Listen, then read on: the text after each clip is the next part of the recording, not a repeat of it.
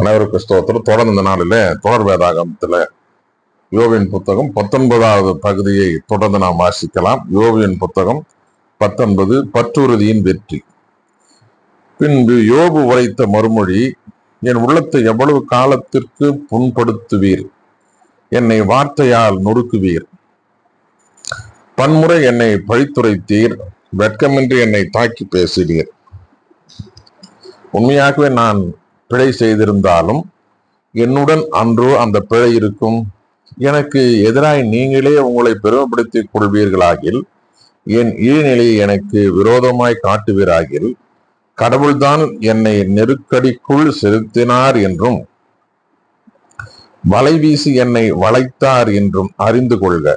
இதோ கொடுமை என கூக்குரலிட்டாலும் கேட்பாரில்லை, நான் ஓலமிட்டாலும் தீர்ப்பாரில்லை.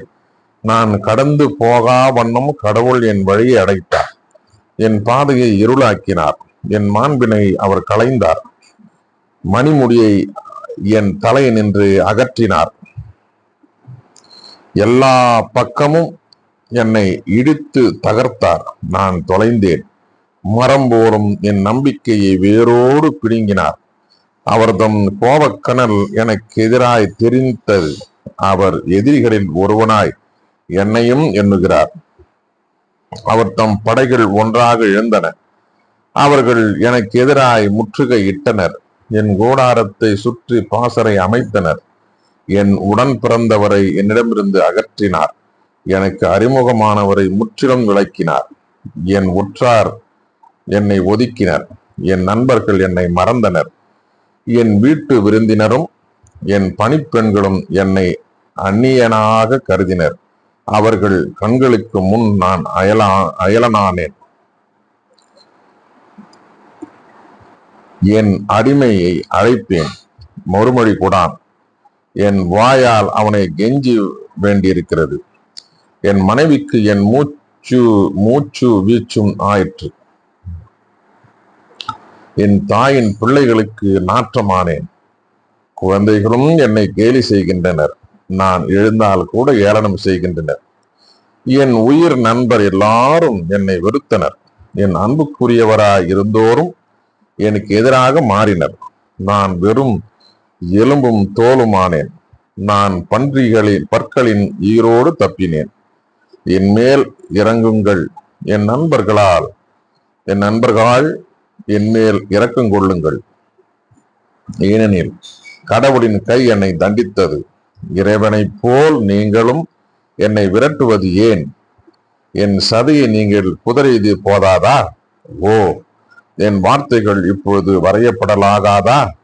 ஓ, அவை ஏட்டு சுருளில் எழுதப்படலாகாதா? இரும்பு கருவியாலும் ஈயத்தாலும் என்றென்றும் அவை பாறையில் பொறிக்கப்பட வேண்டும். ஏனெனில் என் மீட்பர் வாழ்கின்றார் என்றும் இறுதியில் மண்மேல் எழுவார் என்றும் நான் அறிவேன். என் தோல் இவ்வாறு அழிக்கப்பட்ட பின் நான் சதையோடு இருக்கும் போதே கடவுளை காண்பேன். என் தோல் இவ்வாறு அழிக்கப்பட்ட பின் நான் சதையோடு இருக்கும் போதே கடவுளை காண்பேன். நானே அவர் என் பக்கத்தில் நிற்க காண்பேன். என் கண்களே காணும், வேறு கண்கள் அல்ல. என் நெஞ்சம் அதற்காக ஏங்குகின்றது. ஆனால் நீங்கள் பேசிக் கொள்கின்றீர்கள், அவனை எப்படி நாம் வதைப்பது, அவனிடம் அடிப்படை காரணத்தை எவ்வாறு கண்டுபிடிப்பது? மாறாக வாளுக்கு நீங்களே அஞ்ச வேண்டும். ஏனெனில் சீற்றம் வாளின் தண்டனையை கொணரும். அப்பொழுது நீதி தீர்ப்பு உண்டு என்பதை அறிந்து கொள்வீர்கள். தொடர்ந்து 20ஆம் பகுதியை வாசிக்கலாம். நீதிக்கு விதிவிலக்கு இல்லை. அதற்கு நாமாயனான சோப்பார் கூறிய பதில், என்னுள் இருக்கும் துடிப்பின் பொருட்டு என் எண்ணங்கள் பதில் சொல்ல வைக்கின்றன. என்னை வெட்டமடைய செய்யும் கொந்தல் மொழி கேட்டேன். நான் புரிந்து கொண்டதிலிருந்து விடை அளிக்க மனம் என்னை உண்டுகிறது. மாந்தர் மண்ணில் தோன்றியதிலிருந்து தொன்று தொட்டு நடக்கும் இது உமக்கு தெரியாதா? கொடியவரின் மகிழ்ச்சி நொடி பொழுதே, கடவுளுக்கு அஞ்சாதவரின் களிப்பு கனப்பொழுதே. அவர்களின் பெருமை விசும்பும் மட்டும். உயர்ந்தாலும் அவர்களின் தலை முகிலை மட்டுமளவு இருந்தாலும் அவர்கள் தங்களின் சொந்த மலம் போன்று என்றைக்கும் ஒழிந்திடுவர். அவர்களை கண்டவர் எங்கே அவர்கள் என்பர். கனவு போல் நிலைத்திடுவர், காணப்படார். இரவு நேர காட்சி போல் மறைந்திடுவர். பார்த்த கண் இனி அவர்களை பார்க்காது. வாழ்ந்த இடம் அவர்களை என்றும் காணாது. ஏழைகளின் தயவை அவர்களின் குழந்தைகள் நாடுவர். அவர்களின் கைகளே அவர்களின் செல்வத்தை திரும்ப அளிக்கும். எலும்புகளை நிரப்பிய அவர்களின் இளமை துடிப்பு மண்ணில் அவர்களோடு மறைந்துவிடும். தீங்கு அவர்களின் வாயில் இனிப்பாய் இருப்பினும், நாவின் அடியில் அதை அவர்கள் மறைத்து வைப்பினும், இழந்து போகாமல் அதை அவர்கள் இருத்தி வைத்தாலும், அன்னத்தின் நடுவே அதை அடைத்து வைத்தாலும், வயிற்றிலே அவர்களின் உணவு மாற்றமடைந்து அவர்களுக்கு விரியன் பாம்பின் நஞ்சாகி விடுமே.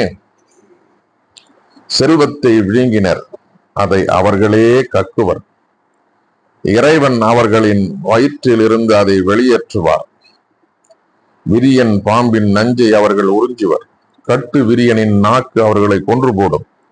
ஒளிவ எண்ணெய் கால்வாய்களிலும் தேன் வெண்ணெய் ஆறுகளிலும் அவர்கள் இன்பம் காணார்.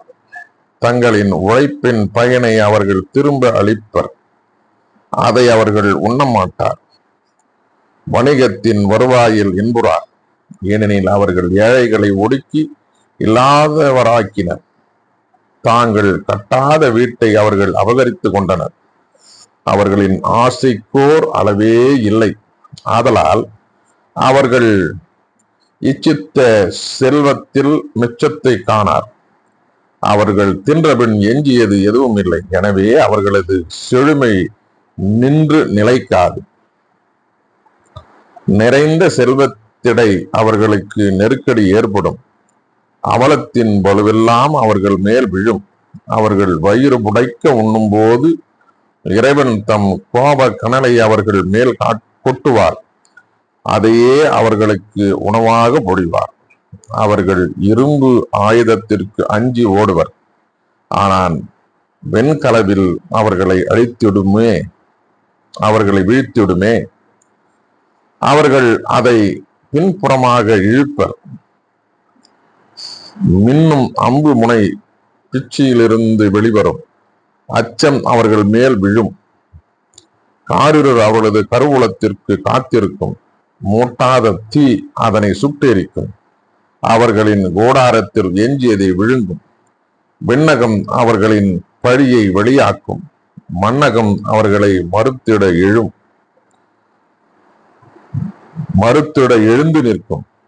அவர்களது இல்லத்தின் செல்வம் சூறையாடப்படும். இறைவனின் வெஞ்சின நாளில் அது அடித்து போகப்படும். இதுவே பொல்லார்க்கு கடவுள் அளிக்கும் பங்கு. அவர்களுக்கு இறைவன் குறிக்கும் உரிமை சொத்து. வாசிக்க தெரிந்து கொள்ளப்பட்ட யோபுவின் புத்தகம் 19 மற்றும் 20 வாசித்து முடிந்தாயிற்று. கடவுளுக்கு மகிமையும் மாட்சிமையும் சதா காலம் உண்டாகட்டும். பிரியமானவர்களே, தொடர்ந்து இந்த தொடர் வேதாகமத்தில் இணைந்திருங்கள், ஆதரவளியுங்கள். கர்த்தர் நம்மையும் குடும்பங்களையும் பிள்ளைகளையும் எதிர்கால வாழ்வையும் ஆசீர்வதித்து வழிநடத்தி காப்பாராக. ஆமென்.